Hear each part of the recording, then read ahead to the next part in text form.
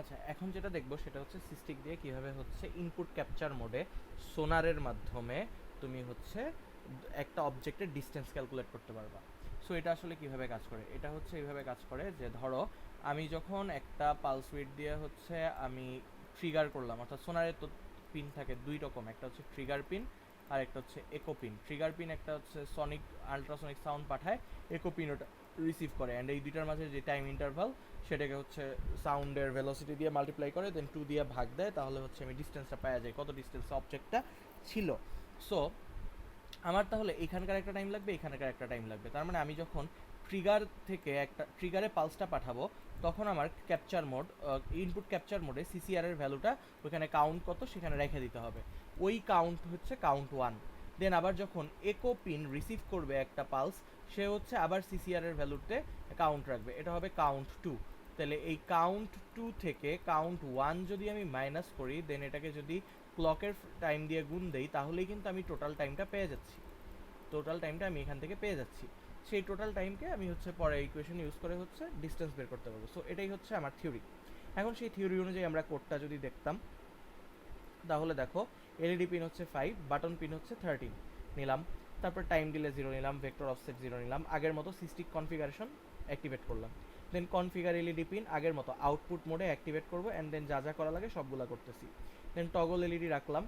এইবার হচ্ছে চেঞ্জটা কই, টাইমার 1 চ্যানেল 2, টাইমার 1 চ্যানেল 2 কার জন্য নিচ্ছি, টাইমার 1 চ্যানেল 2 হচ্ছে পোর্ট এর জন্য নিচ্ছি। এটা পোর্ট এর জন্য নিতেছি কারণ হচ্ছে আমি ইউজ করতে চাইতেছি যেই বাটনটা, সেই বাটনটা হচ্ছে আসলে, সো আমরা প্রথমে যে পিনটা নিয়ে কাজ করতেছি সেটা হচ্ছে PA9। তো সবার আগে PA9 এর ক্লক অ্যাক্টিভেট করলাম, দেন PA9কে অল্টারনেট ফাংশন মোডে অ্যাক্টিভেট করলাম। এখন আমি চাচ্ছি আমার PA9 যেটা আছে সেটাকে হচ্ছে আউটপুট কম্পেয়ার মোডে রাখতে। কেন আউটপুট কম্পেয়ার মোড লাগতেছে, সো দেখো আমার হচ্ছে এখানে কিন্তু দুইটা পার্ট আছে। একটা পার্ট হচ্ছে ডেটা পাঠাবে, মানে আউটপুট পাঠাবে, পালস উইথের একটা আউটপুট পাঠাবে, আরেকটা হচ্ছে পালস উইথ রিসিভ করবে। সো যেটা পাঠাবে সেটা তো হচ্ছে আউটপুট ক্যাপচার মোডে পাঠাইতে হবে কারণ পিডাব্লিউএম এখানে জেনারেট করতে হবে, আর যেটা রিসিভ করবে সেটা হচ্ছে তোমার ইনপুট ক্যাপচার মোডে রিসিভ করতে হবে কারণ ও হচ্ছে পালস উইথ রিসিভ করার পর এটার কাউন্টারটা রাখবে। সো এখানে আমার আসলে দুই ধরনের সেটিংসই লাগবে। সো প্রথমে আমি যেটা করতে চাইতেছি PA9 সেটা হচ্ছে আমার PA9 যেটা করতে চাইতেছি সেটা হচ্ছে output compare mode. So output compare মোডে নেওয়ার জন্য আমার সবার আগে অল্টারনেট ফাংশন মোডে নিতে হবে। দেন সবার আগে AFR1 নিচ্ছি। AFR1 কেন নিচ্ছি, AFR0 হ্যান্ডেল করে পিন 0 থেকে পিন 7, আর AFR1 হ্যান্ডেল করে পিন 8 থেকে পিন 15। এটা মনে রাখতে হবে যে AFR0 যেটা AFR0 হ্যান্ডেল করে পিন 0 থেকে পিন 7, আর AFR1 হ্যান্ডেল করে পিন 8 থেকে পিন 15। সো সবার আগে AFR1কে ক্লিয়ার করলাম, যেহেতু হেক্সাডেসিমাল ভ্যালু দিয়ে করা হয় তাহলে এটা 4 বিটের নাম্বার। দেন হচ্ছে আমি চুজ করব টাইমার ফর চ্যানেল 1। এখন টাইমার ফর চ্যানেল 1 আছে 1 নাম্বার বিটে, সো এর জন্য AFR1কে 1 ভ্যালুতে সেট করলাম। Then no pull up pull down mechanism set করলাম, and push pull mechanism set করলাম। দেন টাইমার 1কে আমি এনেবল করতেছি। টাইমার 1কে এনেবল করার পর PSC সেট করলাম অ্যান্ড ARR সেট করলাম। এটা ক্যালকুলেট করার জন্য হচ্ছে আমরা কীভাবে ক্যালকুলেট করব, আমার হচ্ছে ওই যে ওইখানে যে থিওরিটা ছিল, থিওরিটা যদি তাকাই দেখো সোনারের থিওরি ছিল, হয়ে গেল এই যে, হ্যাঁ, সোনারের থিওরি। সো থিওরিতে এখানে কি বলে যে হচ্ছে সোনার যেই পালস সেন্ড করে সেই পালসটা হচ্ছে ট্রিগার হচ্ছে 10 মাইক্রোসেকেন্ডের।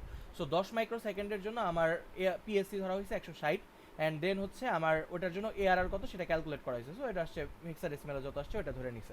সো এটা এখানে বসানো ছিল, ঠিক আছে, এটা বেস কোড দেখতেছি, সো আমি কোনো কিছু করিনি। সো বেসিক্যালি ক্যালকুলেশনটা ওইখান থেকে আসছে, 10 মাইক্রোসেকেন্ডের জন্য PSC ক্যালকুলেট করছে, তারপরে ARR ক্যালকুলেট করছে, দেন এখানে বসাইছে। তো এরপরে আমি কি করব, আপ কাউন্টিং এর জন্য সেট করব। আপ কাউন্টিং এ সেট করার পর সবার আগে আউটপুট কম্পেয়ার মোডকে ক্লিয়ার করে নিব। ক্লিয়ার করে কি করব, PWM মোড 1 এ নিব, এন্ড তার জন্য এই যে তুমি যেটা বলছিলা 110 এটা দিব PWM মোড 1 এ দিয়ে। দেন কি করব, enable preload for CCR to duty cycle update smoothly and safely. এটা জাস্ট একটা প্রিকশন যাতে ডিউটি সাইকেল সেফলি আপডেট হয়। দেন ARR এর জন্য একটা বাফার ক্রিয়েট করব, আউটপুট ফর চ্যানেল 2 এনেবল করব, কমপ্লিমেন্টারি চ্যানেল 2 আবার হচ্ছে এটাও এনেবল করব। তো এই দুইটা এনেবল করলাম।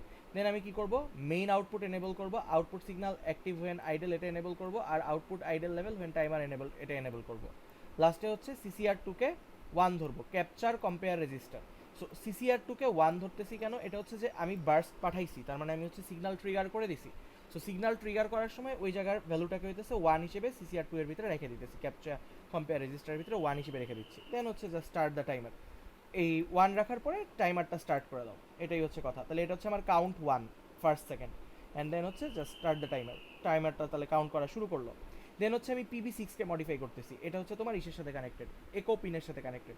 সো এটা হচ্ছে ইনপুট ক্যাপচার মোডে এনেবল করতে হবে। তাহলে ইনপুট ক্যাপচার মোডের জন্য আগে সবার আগে বি পোর্ট অ্যাক্টিভেট করলাম, দেন অল্টারনেট ফাংশন মোড সেট করলাম, দেন এটাকে ভেরি হাই স্পিডে সেট করলাম, দেন হচ্ছে no pull up no pull down mechanism দিলাম, পুশ পুল দিলাম, ভেরি হাই স্পিড দিছি কারণ 16 মেগাহার্জের জন্য কাজ করতেছি। দেন হচ্ছে আবার এটাকে টাইমার 4-এ নিতে হবে। সো টাইমার 4 আছে 2 নাম্বার পিনে, সো ক্লিয়ার করার পর এটাকে 2 নাম্বার পিনে দিচ্ছি, দেন টাইমার 4-কে এনেবল করে দিচ্ছি।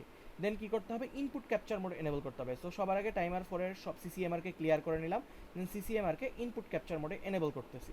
দেন পিএসসি হচ্ছে 16, এটা কীভাবে পাচ্ছি? সো দেখো আমার হচ্ছে ওই যেই পালসটা রিসিভ করতে হবে সেই পালসটা হচ্ছে 150 মাইক্রোসেকেন্ড থেকে 25 মিলি সেকেন্ডের ভিতরে থাকে।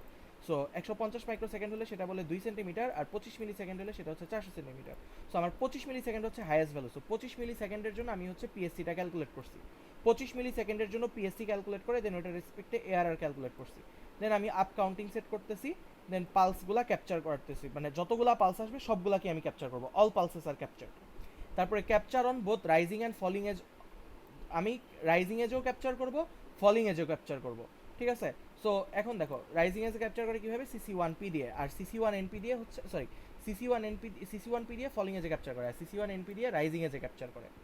দেন আমি কি করতেছি, ক্যাপচার ইনপুট, ওইটাকে ইনপুট হিসেবে ক্যাপচার করতেছি। Then enable interrupt or capture event, যেই মোমেন্টে আমি হইতেছে একটা ইন্টারাপ্ট মানে ক্যাপচার পাবো, ক্যাপচার পাওয়ার সাথে সাথে আমি একটা ইন্টারাপ্ট সিগন্যাল জেনারেট করে দিব, এই ইন্টারাপ্টটা হচ্ছে ইন্টারাপ্ট হ্যান্ডলারে চলে যাবে। তো এটা পরে আসতেছি। দেন হচ্ছে এনেবল আপডেট ইন্টারাপ্টকে আপডেট করে দিতে হবে, কারণ হচ্ছে আমার প্রতি মুহূর্তে নতুন ডেটা আসবে। সাপোজ আমার হচ্ছে 1 সেকেন্ড পরে মানে সোনারটাকে আমি ডানে সরাইলাম, তাহলে কত দূরে সরে গেছে সেটা হিসাব করার জন্য সো আপডেট ইন্টারাপ্ট অপশনটা অন রাখতে হবে, যাতে প্রতি সেকেন্ড পর পর সে আপডেট হয়। তাহলে ও কী করতেছে, প্রতি সেকেন্ড পর পর আপডেট করতেছে। তাহলে এই জায়গার লাস্টে কী করতেছে, কনফিগার ইন্টারাপ্ট কন্ট্রোলারের প্রায়োরিটি কত দিচ্ছি, 1 দিচ্ছি, ইন্টারাপ্ট কন্ট্রোলার কল করতেছি। অর্থাৎ এইটা যখন ইনপুটটা ক্যাপচার করবে সাথে সাথে একটা ইন্টারাপ্ট জেনারেট হবে, অ্যান্ড প্রতি মুহূর্ত পর পর ইন্টারাপ্টটা আপডেট হবে, অ্যান্ড ইন্টারাপ্টটা এনেবল টাইমার করার পর হচ্ছে প্রায়োরিটি 1-এ সেট হবে, দেন এনেবল ইন্টারাপ্টকেও এনেবল করে দিতে হবে। তাহলে এই জায়গায় হচ্ছে ইনপুট ক্যাপচার মোড। তাহলে ইনপুট ক্যাপচার মোডটা কীভাবে কাজ করলো, সবার আগে হচ্ছে ইনপুট ক্যাপচার মোডকে এনেবল করতে হবে, আপ কাউন্টিং বা ডাউন কাউন্টিং সেট করতে হবে, অল পালস ক্যাপচার করতে হবে, capture on both rising and falling এজে, তারপরে no prescaler for input capture এটা সেট করে দিছি, তারপরে ক্যাপচার ইনপুট ক্যাপচার হলে জেনারেট ইন্টারাপ্ট, তারপরে হচ্ছে আপডেট ইন্টারাপ্ট প্রতি সেকেন্ডে, আর এনেবল টাইমার করলে দেন হচ্ছে কনফিগার প্রায়োরিটি সেট করে দিলাম। সো এখন দেখো আমি ওভারফ্লো সবার আগে 0 করে রাখছি, কারেন্ট কাউন্ট হচ্ছে 0 করে রাখছি, লাস্ট ভ্যালু 0 করে রাখছি, টাইমও 0 ধরে রাখছি, সিগন্যাল এজ ধরে রাখছি 0। সো আমি এরপরে কী লিখবো, টাইমার 4-এর যে ইন্টারাপ্ট হ্যান্ডলার সেটা লিখবো। সো ইন্টারাপ্ট হ্যান্ডলার কী করতেছে, if timer 4 status register is set and update interrupt is set, তার মানে কি টাইমার 4 স্ট্যাটাস রেজিস্টার সেট হয়ে গেছে, অর্থাৎ টাইমার 4 সর্বোচ্চ ভ্যালু অ্যাচিভ করছে। টাইমার 4 স্ট্যাটাস রেজিস্টার যদি সেট হয় তার মানে টাইমার 4-এর এআরআর যেটা আছে এআরআর ম্যাক্সে চলে গেছে। Then update interrupt and update interrupt flag is set, তারপরে আবার এর উপরে আবার আপডেট ইন্টারাপ্ট ফ্ল্যাগ চলে আসছে, তার মানে ইন্টারাপ্ট আবার আপডেট করতে বলতেছে, অর্থাৎ আমার টাইমার 4 স্যাচুরেশন রিচ করছে অ্যান্ড আবার ওই মোমেন্টে আপডেট ইন্টারাপ্ট চলে আসছে।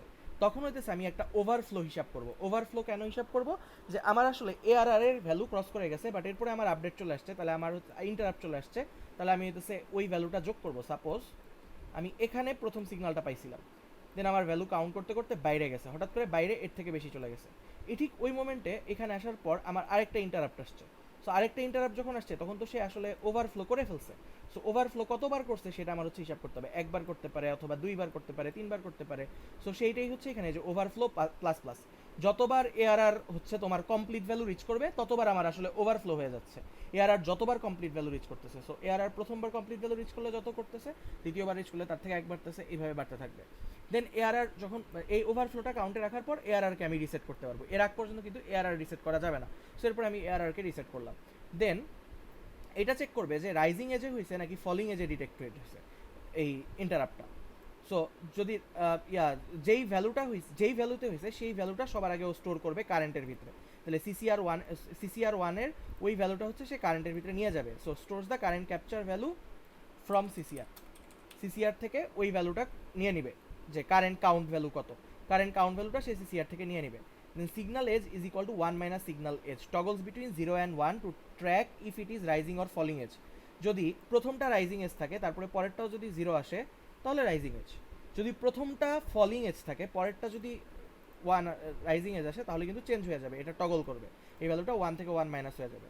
সো এতে আমার কী লাভ দেখো, আমি যদি rising edge falling edge rising edge falling edge, আমি যদি রাইজিং এজে থেকে রাইজিং এজে যাই তাহলে কিন্তু আমার আসলে একটা ওভারফ্লো হয়েছে, বাট ফলিং এজ থেকে রাইজিং এজে যদি যাই একটা ফুল ওভারফ্লো কিন্তু হয় নাই। সো এই জন্য এটা হচ্ছে আমার হিসাবে রাখতে হইতেছে। তারপর ইফ সিগনাল এজ ইজ 0, আমি যদি হচ্ছে মানে এজ পাল্টাই, তো দেখো আমি কিন্তু এজ পাল্টাই নাই, সো আমি যদি এজ পাল্টাইতাম তাহলে কিন্তু আমার একটা ফুল ওভারফ্লো আসতো না, বাট দেখো এজ যেহেতু পাল্টাইনি আমার একটা ফুল ওভারফ্লো চলে আসছে, তার মানে আমার ওভারফ্লো অ্যাড করতে হবে। সো এই যে দেখো আমার টাইমের সাথে current minus last, current value minus last value, অর্থাৎ আগে যেই ভ্যালুটা ছিল সেটার সাথে ওভারফ্লো অ্যাড করতে হইতেছে, আদারওয়াইজ লাস্ট ইকুয়ালস কারেন্ট, মানে না আদারওয়াইজ জাস্ট হচ্ছে আমি কারেন্ট মাইনাস লাস্ট করতাম, ঠিক আছে, otherwise just current minus last করতাম। আর দেন কি করব, লাস্টকে কারেন্ট ভ্যালুতে সেট করে দিব, অর্থাৎ নতুন যেই ভ্যালুটা আসছিল সেই ভ্যালুতে আবার সেট করে দিব পরবর্তী ইটারেশনের জন্য, পরবর্তী সাইকেলের জন্য ওকে রেডি করতেছি, দেন ওভারফ্লোকে আবার 0 করে দিচ্ছি। তাহলে এখানে একটু আরেকবার বুঝো যে এই পার্টটা কি করতেছে, ও হইতেছে চেক করতেছে যে এআরআর ম্যাক্সিমাম ভ্যালু রিচ করছে কিনা, এআরআর যদি ম্যাক্সিমাম ভ্যালু রিচ করে তাহলে হচ্ছে ও ওভারফ্লো হিসাব করতেছে কয়টা ওভারফ্লো হয়েছে, দেন এআরআরকে রিসেট করে দিচ্ছে। দেন কারেন্ট ভ্যালুটা চেক করতেছে সিসিআর থেকে, কারেন্ট ভ্যালুটা কোন এজে হয়েছে সেটা চেক করতেছে, যদি আগের এজেই হয়ে থাকে তাহলে ওভারফ্লো কাউন্ট করব, আর যদি আগের এজে না হয়ে থাকে ওভারফ্লো কাউন্ট করব না।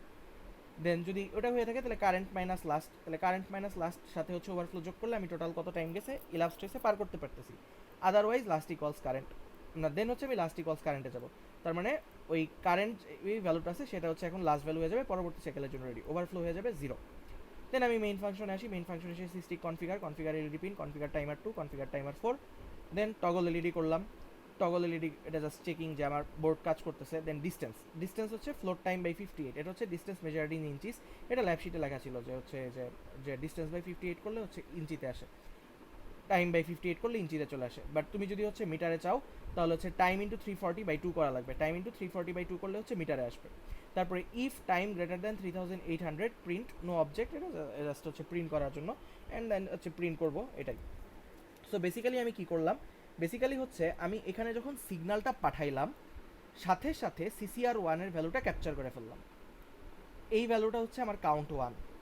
দেন আবার যখন সিগন্যালটা রিসিভ করছি তখন আবার হচ্ছে ভ্যালুটা কারেন্ট সিসিআর এর ভ্যালুটা কারেন্টের ভিতরে নিলাম, এটা হচ্ছে কাউন্ট 2, কাউন্ট 2 থেকে কাউন্ট 1 মাইনাস করলাম, যদি ওভারফ্লো হয়ে থাকে ওভারফ্লো অ্যাড করলাম, আদারওয়াইজ ওভারফ্লো অ্যাড করবো না। দেন হচ্ছে ওটা আমি ডিস্টেন্স হিসাব করার জন্য, এটাই হচ্ছে আমার টাইমের কাউন্ট। টাইমের কাউন্ট কীভাবে পেলাম, এফটি ক্লক দিয়ে গুণ দিয়ে, আমি হচ্ছে আসলে 1 মিলি সেকেন্ডের জন্যই করছি, সো প্রতিটাই 1 মিলি সেকেন্ড করে যাচ্ছে, দেন হচ্ছে ওটাকে হিসাব করলাম। দেন আমি চাইলে এটাকে টাইম দিয়ে 340/2 দিয়ে করতে পারি, এভাবে হচ্ছে আমি ডিস্টেন্স ক্যালকুলেট করলাম। সো এই হচ্ছে আমার টোটাল কোডটা ফর সিস্টিকের মাধ্যমে আলট্রাসনিকের মাধ্যমে ডিস্টেন্স ক্যালকুলেট।